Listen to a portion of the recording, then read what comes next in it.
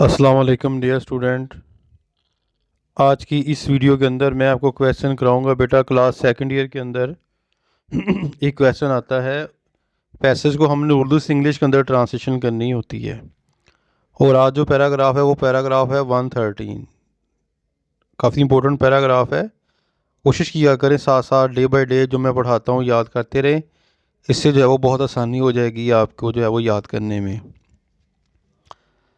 The real aim of education is the training of the character of students। तलीम का असल मकसद तलबा के करदार की तरबियत है। If there is no training, education is meaningless। अगर तरबियत नहीं है तो तलीम बेमानी है। But indiscipline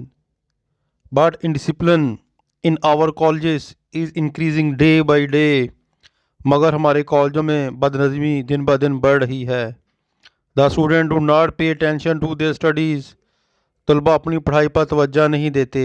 They do not respect। वो एहतराम नहीं करते टीचर उस्तादा का।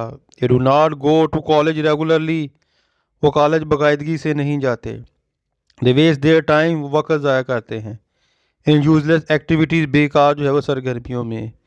They do not take part in co-curricular activities। वो जो है वो निसाबी सरगर्मियों में हिस्सा नहीं लेते।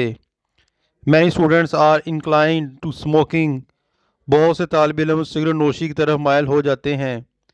It has become necessary for every student to have mobile phone set। हर तालिब इल्म के पास मोबाइल सेट होना ज़रूरी हो गया है। It has become necessary for teacher and parents to give first preference to the training and education of children। उस्ताज़ा और वालिदैन के लिए बच्चों की तालीम व तरबियत को अव्वलीन तरजीह देना ज़रूरी हो गया है।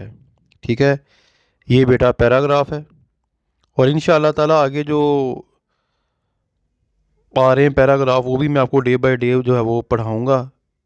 साथ साथ आप याद करते जाएं ताकि जो है ये क्वेश्चन जो है वो काफ़ी लेंथ के अंदर होता है तो याद करना काफ़ी मुश्किल है। अगर आप साथ साथ याद करते जाएंगे तो इंशाअल्लाह फिर कोई मसला नहीं।